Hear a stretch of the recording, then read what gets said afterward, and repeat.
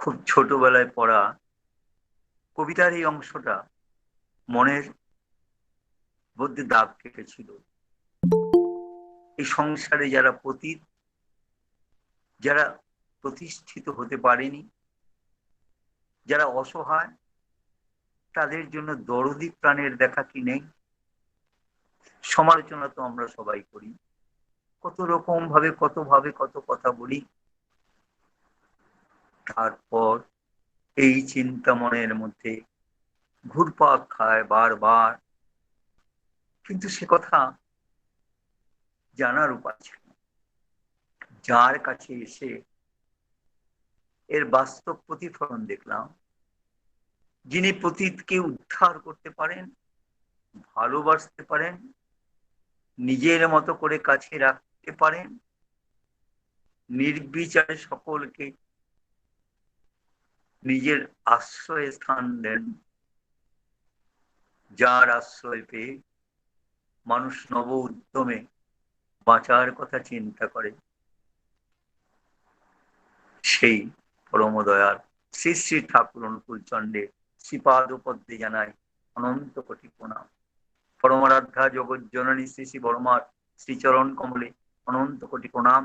পরম পূজ্য পাদ শ্রী শ্রী বরদার শ্রীচরণে প্রণাম। পরম পূজ্য পাদ আচার্য দেব শ্রী শ্রী দাদার শ্রীচরণে প্রণাম। পূজ্যপাদ বাবাইরা শ্রীচরণে প্রণাম। আজকে এই ওয়েব সৎসঙ্গে উপস্থিত আমার একান্ত শ্রদ্ধাস্পদ ঠাকুরের কর্মীবৃন্দ, শ্রদ্ধাস্পদ দাদারা, স্নেহময়ী মায়েরা, সমবেত ভক্ত মণ্ডলী, যথাযোগ্য স্থানে আমার প্রণাম, শ্রদ্ধা, জয়গুরু এবং ভালোবাসা জানাই। আজকে এই গুপ্তিপাড়া সৎসঙ্গ অধিবেশন কেন্দ্রের আয়োজিত সৎসঙ্গের ব্যবস্থা করেছেন মঞ্জু ভুরিমা, তার পারিবারিক কল্যাণ ঠাকুরের শ্রীচরণে তার মঙ্গল, তার পরিবার পরিজন, পারিপার্শ্বিক সকলের সর্বাঙ্গীন মঙ্গল প্রার্থনা করি। খুব ভালো লাগছে যে আপনাদের সকলের সঙ্গে আমাকে যোগদানের সুযোগটুকু আপনারা দিয়েছেন। এই সুযোগ পেয়ে আমি কৃতার্থ। সাধু সঙ্গময়ী দেওনিত পরম গুরু দাতা, হে পরম গুরু, তুমি দয়া করে আমাকে নিত্য সাধু সঙ্গ দাও। এই সাধু এই সঙ্গ পাওয়ার মধ্য দিয়ে আমি তন্ময় চিত্ত হয়ে থাকি, তোমাকে আমার হৃদয়ের মাঝে সর্বক্ষণ জীবন্ত করে রাখি। তাই সৎসঙ্গ আসতে পারলেই, যুক্ত হতে পারলেই ভালো লাগে। আজকের এই সময়ে আমরা পারস্পরিক ভাবে একসঙ্গে মিলিত হতে পারছি না ঠিকই, মানসিক ভাবে যাতে মিলিত হতে পারি সেই জন্যই এই আয়োজন। আর এই আয়োজনের মধ্য দিয়ে, এই ভার্চুয়াল সৎসঙ্গের মধ্য দিয়ে আমাদের মানসিক ভাব বিনিময় হয়। কিন্তু শুধুমাত্র ভাব বিনিময়ের মধ্য দিয়েই যে আমি আমার লক্ষ্যে পৌঁছাতে পারবো তা কিন্তু নয়। ঠাকুর বললেন এই ভাব বিনিময়ের মধ্য দিয়ে আমাকে বাস্তব কর্মের দিকে এগিয়ে যেতে হবে। আমার কাছে প্রত্যেকটা সৎসঙ্গ সংকল্প। এই যে এতক্ষণ গান শুনছিলাম, ঠাকুরের কথা শুনছিলাম, শুনতে শুনতে যে ভাব তৈরি হলো, এই ভাবটাকে বাস্তব জীবনে কেমন করে বাস্তবায়িত করতে পারি, প্রয়োগ করতে পারি। প্রয়োগ কায়দা যদি জানা না থাকে, তাহলে শুধুমাত্র ভাব দিয়ে সেখানে পৌঁছানো যায়।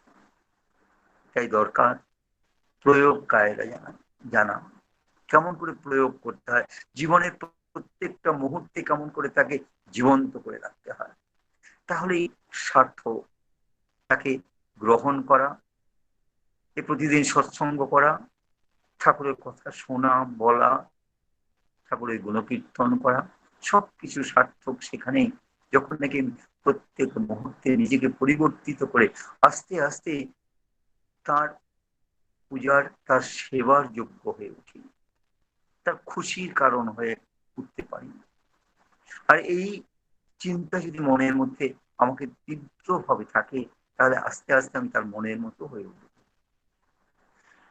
আমাকে যে তার মনের মতো হয়ে উঠতে হবে। ভালো কথা বলা ভালো, কিন্তু ভালো কাজ করা আরো ভালো। এই ভালো কথা শুনতে শুনতে ভালো কাজ করার জন্য আমি নিজেকে যেন প্রস্তুত করতে পারি, করতেই হবে।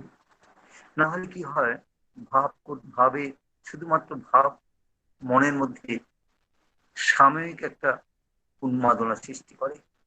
এই ভাবটাকে যদি ধরে রাখতে পারি, বাস্তবায়িত করতে পারি, তাহলে সেটা আমার জীবনকে উদ্বোধিত করে। ঠাকুর বলেন, নাহলে কি হয় জানেন, তাহলে শুধুমাত্র কতগুলো অনুষ্ঠান হয়ে যায়। আমি কেমন কথা বললাম, আমি কেমন গান গাইলাম, আমি কেমন করে সকলকে আকৃষ্ট করলাম, সেই দিকে যখন নজর যায় তখন নিজে কেমন করে সেভাবে হয়ে উঠবো, সেদিকে বোধহয় নজর রাখতে হবে। তাই আমার একটাই কারণ, বলার কারণ একটাই, আমি যেন এই আপনাদের সঙ্গে সঙ্গ করার মধ্য দিয়ে ঠাকুরের মনের মতো প্রত্যেক মুহূর্তে নিজেকে পবিত্রতার স্নিগ্ধ সৌরভে আমোদিত করি। পবিত্রতা ছাড়া ভগবানের কাছে যাওয়া যায় না। এই পবিত্রতা কেমন করে আসে, যেমন চিন্তায় ভাবনায়, তেমনি কর্মে, তেমনি সঙ্গে, তেমনি করে প্রত্যেকটা মুহূর্তে। আর কেমন করে এই পবিত্রতাকে ধরে রাখতে হবে সে সম্বন্ধে ঠাকুর আমাদের একদম পরিষ্কার করে দিয়েছেন। ঠাকুর বলছেন, তুমি যখন ইষ্টময় হয়ে থাকবে তখন দেখবে যে অন্য কোনো চিন্তা ভাবনা যেমন আসে মনের মধ্যে, কিন্তু দাগ কাটতে পারে না। সেই জন্য তিনি বলেন নামময় হয়ে থাকার কথা। তিনি বলেন, নাম নিরতি ভাঙল যেই, বাড়ল মনের রাংবাজি, বৃত্তি রোচক যা পেলে তাই, অমনি সোজা হলে রাজি। এই নাম নিরতি যদি একবার ভেঙে যায়, তাহলে সেই ফাঁক দিয়েই আমার ভিতরে অন্য চিন্তা ঢুকে পড়ে। আর তখন আমি ভুলে যাই, সব কিছু ভুলে গিয়ে প্রবৃত্তির টানে সেখানে আমি জড়িয়ে পড়ি। তাই নিজেকে সংযত রাখা, নিজেকে পবিত্র রাখা, নিজেকে ঠাকুরময় করে রাখার সাধনা সৎসঙ্গে লেগে থাকা।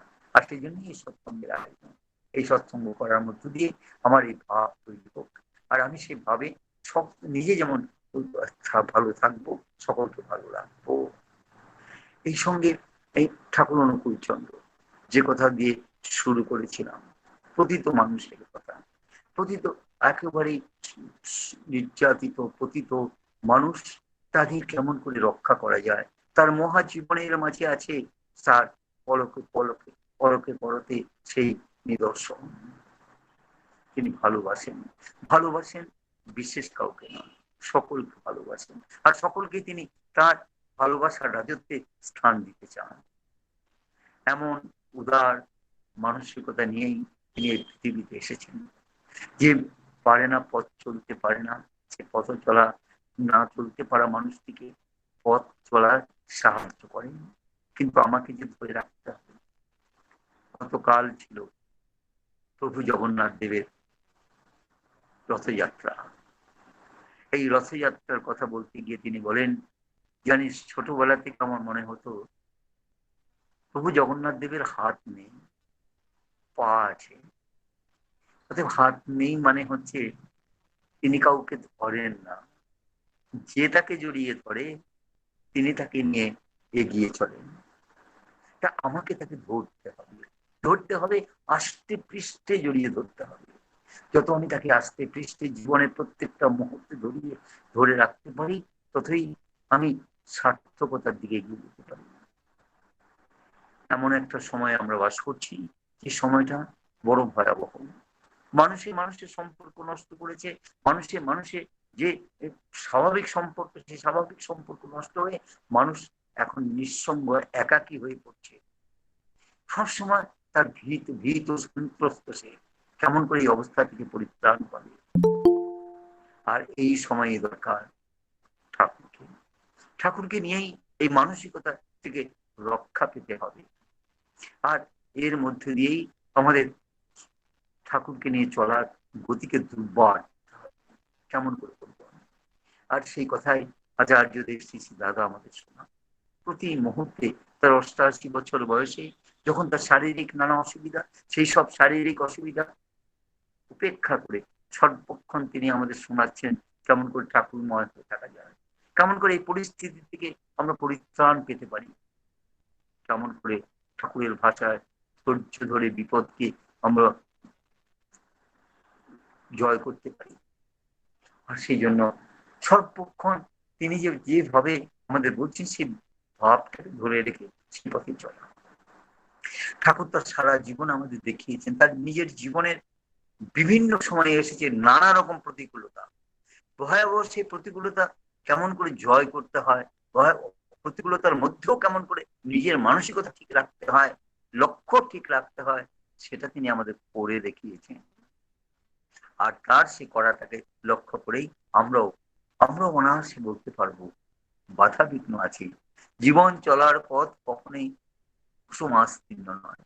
এই জীবন চলার পথ সর্বদা কণ্টকাকীর্ণ। এই কণ্টকাকীর্ণ পথে চলতে গেলেই দরকার হয় একজন দরদী সাথিয়ার, যিনি আমাকে সর্বসময় সঙ্গ দেবেন, যাকে আমি আমার জীবনের মাঝে জীবন্ত করে রেখে আমি শক্তি পাই, সাহস পাই, উত্তরণের রাস্তা খুঁজে পাই, যাকে পেলে মানুষ আনন্দে উদ্ভাসিত হয়ে ওঠে, হতাশা কেটে গিয়ে নতুন করে চলার গতি আসে। ঠাকুর অনুকূল চন্দ্র আমাকে ভালোবাসেন, এ বিষয়ে কোনো সন্দেহই নেই। স্রষ্টা তার সৃষ্টিকে ভালোবাসেন, আর এটাই খুব স্বাভাবিক। তার মনের মাধুরী দিয়ে যে সৃষ্টি তিনি তৈরি করেছেন, সেই সৃষ্টিকে রক্ষা করার জন্য তিনি প্রাণপণে চেষ্টা করে চলেন। কিন্তু আমি তা কতটা বুঝতে পারি, তিনি যে ভালোবাসেন সে ভালোবাসা আমি কতটা বুঝতে পারি। আমি যদি সেই ভালোবাসা বুঝতে না পারি, তাহলে সম্পর্ক গভীর হয় না। কেমন করে আমি তার ভালোবাসাটা আমি উপভোগ করতে পারি, অনুভব করতে পারি। ঠাকুর আমার জীবনে শুধুমাত্র বক্তৃতার মধ্যে নয়তো, অনুষ্ঠানের মধ্যে নয়তো, তিনি আমার জীবনের মাঝে তিনি আমার জীবনের মাঝে কতটা পরিব্যাপ্ত হয়ে আছেন। প্রত্যেকটা মুহূর্তে আমি তাকে কতটা জীবন্ত করে রাখলাম। যত জীবন্ত করে রাখতে পারি ততই আমার চাল চলন চরিত্র কথাবার্তা বাক্য কর্ম সবকিছু যায় পাল্টে। আমি আস্তে আস্তে আন্তরিক হয়ে উঠি। সমালোচনা করার চেয়েও আমি কেমন করে মানুষকে ভালোবাসতে হয় সে কথা শিখতে পারি। এই পৃথিবীতে সবচেয়ে সহজ কাজ হচ্ছে সমালোচনা করা। কার কোথায় ভুল ত্রুটি আছে, কে কোথায় অপারগতা আছে, সেটা বলাটা খুব সহজ কাজ। সবচেয়ে কঠিন কাজ হচ্ছে কার কোথায় গুণ আছে, কতটুকু গুণ আছে, সেই গুণটুকু খুঁজে নিয়ে সেই গুণের প্রশংসা করা। আর সেটা করতে করতেই তার সঙ্গে আমার সম্পর্ক তৈরি হয়। তার মানে কিন্তু এটা নয় যে তোষামোদ করা, তা নয়। মানুষের অন্তস্থ গুণকে বিকশিত করে দেওয়া। ভিতরে প্রত্যেক মানুষের ভিতরেই খারাপ ভালো থাকে, সেই ভালো দিকটাকে কেমন করে উদ্ভাসিত করা যায়, সামনে নিয়ে আসা যায়। ঠাকুর অনুকূল চন্দ্র সারা জীবন তাই করেছেন। কলকাতায় পড়তে এসে যখন দেখলেন তার চরম আর্থিক অসুবিধার মধ্যে তিনি যখন একসময় থাকার জায়গা খুঁজে পাচ্ছেন না, রাত্রিবেলা কোথায় থাকবেন, কোথায় তিনি বিশ্রাম করবেন, সে কথা খুঁজতে খুঁজতে যখন তার আর্থিক চরম সংকটের সময় কুলিদের সঙ্গে কয়লার গুদামে থাকতে হয়েছে, সেখানে থাকতে গিয়ে দেখেছেন মানুষের কি যন্ত্রণা। যে মানুষ সারাদিন হাড়ভাঙা খাটুনি খেটে অর্থ উপার্জন করে, সেই মানুষটা শান্তি পায় না, সে মানুষটা জীবন পরিবর্তিত হয় না। কেন? সারাদিন যে সে যাই উপায় করে, রক্ত জল করা পরিশ্রম দিয়ে যে পয়সা উপার্জন করে, সন্ধ্যা হতে না হতেই সে পয়সা জুয়া খেলে আর নেশা করে কেটে যায়। ছেঁড়া জামা পরিষ্কার হয় না, ময়লা জামা পরিষ্কার হয় না, ছেঁড়া জামা সেলাই হয় না, ঘর সংসারের কথা মনে হয় না, ঘর সংসারে যারা আছেন তারা কি কেমন আছে তাদের কথা আর মনে হয় না। এই জন্য নেশার উপরে চলতে চলতে তারা কেমন বিভোর হয়ে থাকে। কাউকে কিছু বললেন না, কোনো জ্ঞান নয়, কাউকে কোনো বাধা নিষেধ নয়। আস্তে আস্তে রাতের অন্ধকারে দরদি মন নিয়ে তাদের ছেঁড়া জামা সেলাই করেন, ময়লা জামা পরিষ্কার করেন। সকালে ঘুম থেকে উঠে অবাক হয়ে তারা চেয়ে দেখে, কে আমার জামা পরিষ্কার করলো, সেলাই করলো কি? ধরা পড়ে যান তিনি। সকলে নিভৃতে যে কাজটি করেছেন, সকলের কাছে ধরা পড়ে যান। সকলে থেকে জিজ্ঞাসা করতে থাকে, তুই কেন পরিষ্কার করতে গেলে? ঠিক আছে, পরিষ্কার যখন করেছো, তাহলে তার জন্য পয়সা নাও। হাসতে হাসতে বলে, সে হাসিতে আছে যে কি মাদকতা। আচ্ছা বলতে পারো, আজ যদি তুমি তোমার মার কাছে থাকতে, তোমার স্ত্রীর কাছে থাকতে, সে কি তোমাকে এই ময়লা জামাটা পরতে দিত? এই ছেঁড়া জামাটা পরতে দিত? আর সে যদি তোমার এটা পরিষ্কার করে বা সেলাই করে বা নতুন একটা কিছু কিনে দিত, তুমি কি তার বিনিময়ে তাকে পয়সা দিতে? অবাক হয়ে সে কুলি মজুরের দল ভাবতে থাকে, কোন ভদ্রলোক তো আমাদের সঙ্গে এভাবে কথা বলে না। ভদ্রলোকরা আমাদের ঘৃণা করে, আমাদের অবজ্ঞা করে, আমাদের এড়িয়ে চলে। একে দেখলে তো মনে হয় দেবতা। তার হাব ভাব চাল চলন স্বাভাবিক মনে হয় না। কিন্তু কেমন করে আমাদের ভালোবাসে, বলে কিনা মায়ের স্নেহ দিয়ে তিনি আমাদের ভালোবাসেন। আস্তে আস্তে তারা আকৃষ্ট হয়, ওই ভালোবাসার বন্ধনে তারা জড়িয়ে পড়ে। যে সময়টায় নেশা করে, যে সময়টা জুয়া খেলে, সেই সময়টায় তিনি তাদের নিয়ে বসালেন আসর, গল্পের আসর। সে গল্পের আসরে ভালোবাসার কথা, জীবনের কথা, কেমন করে ভালোবাসতে হয়, কেমন করে ভালোবাসা যায়। আস্তে আস্তে মা বাবার কথা, পৃথিবীতে আসার কথা, পৃথিবীতে বড় হতে গিয়ে কত মানুষের কত ভালোবাসা, সেসব কথা, ফেলে আসা সংসারের কথা, স্ত্রী পুত্র পরিবারের কথা শুনতে শুনতে সে মানুষগুলি যেন কেমন করে পরিবর্তিত হয়। হৃদয়ের মধ্যে ভালোবাসার এক জাগরণ আসে, ভালোবাসতে ইচ্ছে করে, প্রিয় মানুষকে দেখতে ইচ্ছে করে, ছটফট করতে থাকে। আস্তে আস্তে সেইটা কাজে লাগায়। এমনি করে ওই পতিত মানুষগুলি কেমন করে যেন জীবনের মূল্যবোধের কথা শুনতে পেল, ভালো থাকার কথা শুনতে পেল, ভালো থাকতে শুরু করলো। আর তাকে ঘিরে প্রতিদিন শুধু এক কথা, আমাদের শোনাও, এমনি করে ভালোবাসার কথা শোনাও। ঠাকুর অনুকূল চন্দ্র সারা জীবনে ধরে শুধু এই আন্তরিকতা দিয়ে, এই দরদ ভরা ভালোবাসা দিয়েই সকল মানুষের হৃদয় অধিকার করছেন, সকলকে শক্তি দিয়েছেন, সাহস দিয়েছেন। এই নিঃস্বার্থ ভালোবাসা মধ্যে কোন রকম কিছু চাওয়া পাওয়া নেই। চাওয়া ঠিক আছে, তুমি ভালো থাকো, তুমি ভালো থাকো, আর তুমি ভালো থাকবে। যদি ভালো থাকো, তাহলে আমার প্রাপ্তি, আমি তোমাকে দেখে আনন্দ হবে আমার, আর সে আনন্দের মধ্যেই আমি আমার জীবনকে ভালো রাখতে পারবো। এই অন্যকে ভালো রাখা এক অদ্ভুত ধর্মের সন্ধ্যা তিনি আমাদের শোনালেন।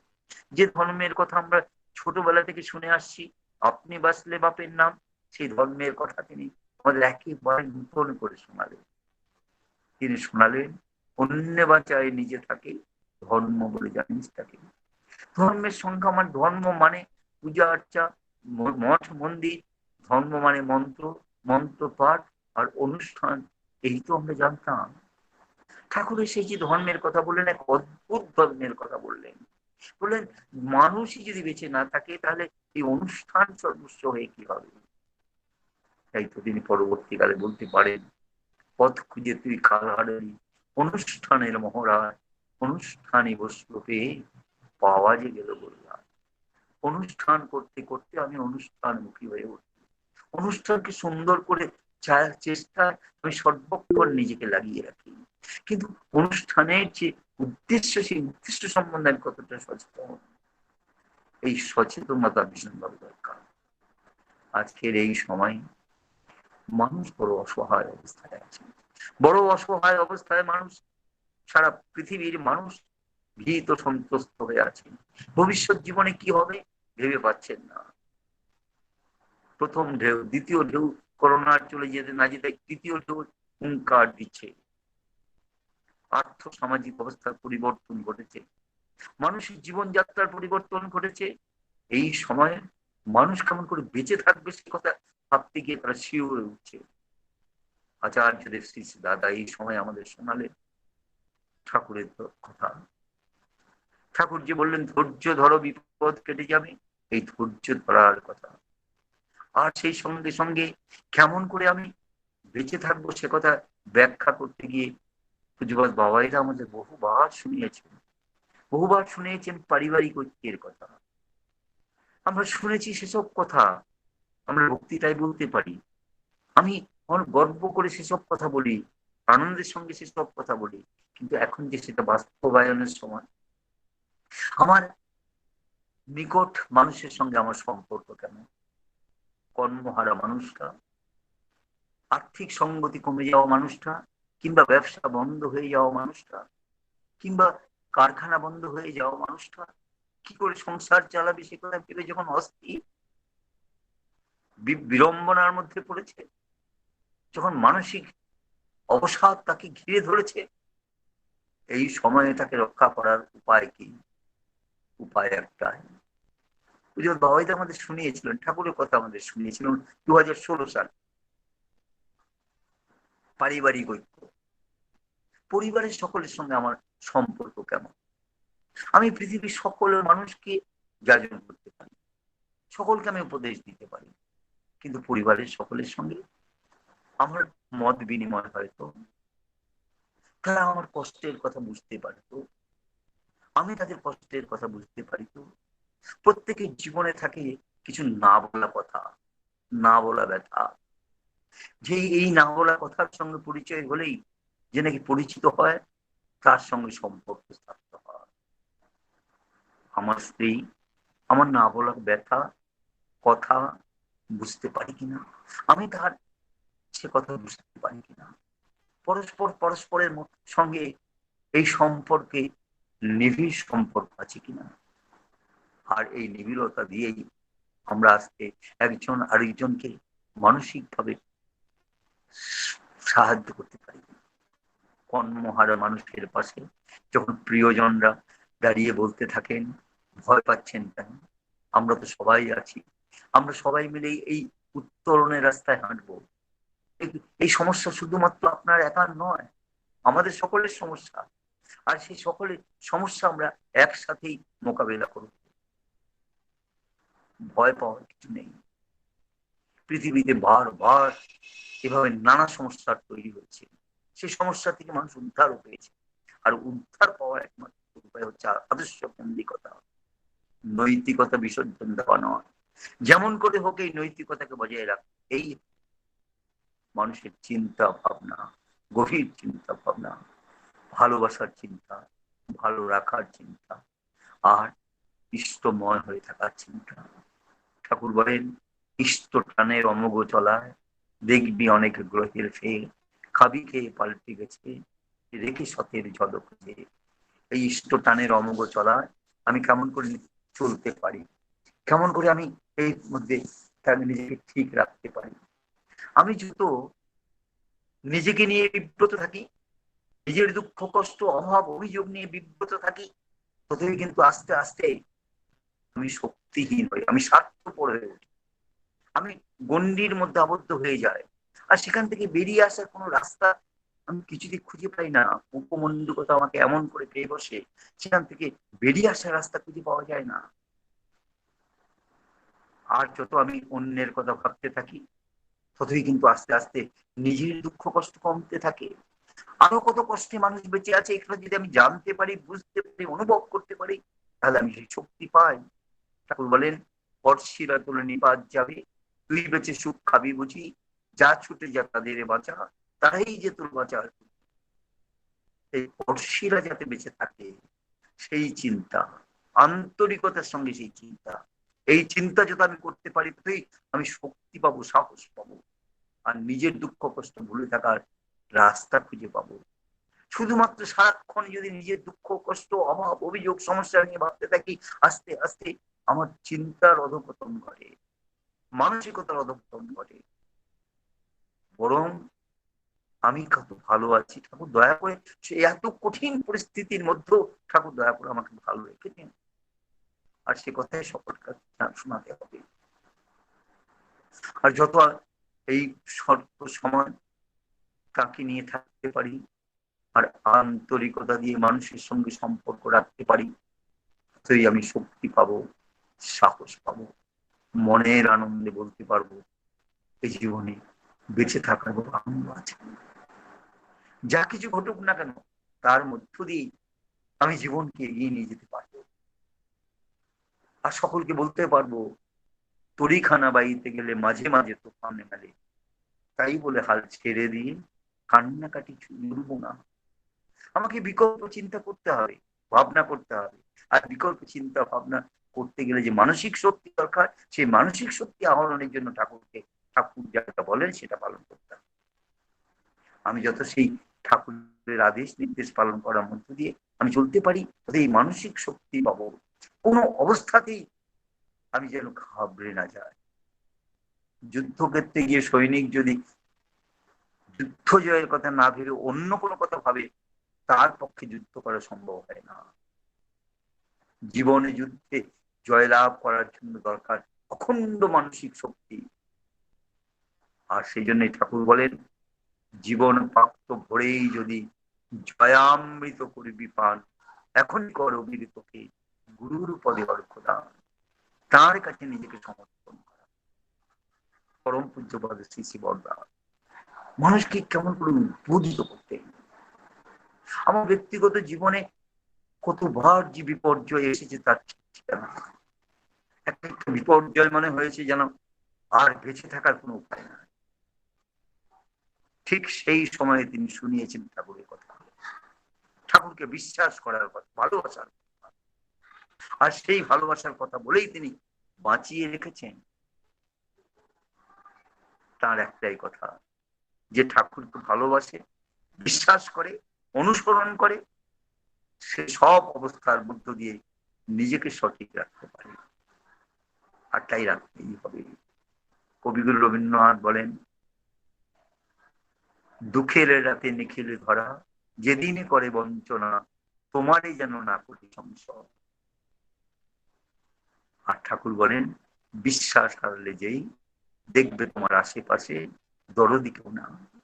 এই বিশ্বাস ঠিক রাখা, দুঃখের রাতে, দুঃখের সময় আরো বেশি করে ঠাকুরকে জড়িয়ে ধরা, তাকে তার যে তার তিনি যে যা করলে তিনি খুশি হন, সেই খুশির কাজ নিজেকে জড়িয়ে রাখা। আর সকলের সঙ্গে সম্পর্ক রাখা, সকলের সঙ্গে সম্পর্ক রাখার মধ্য দিয়েই শক্তি আসে, সাহস আসে।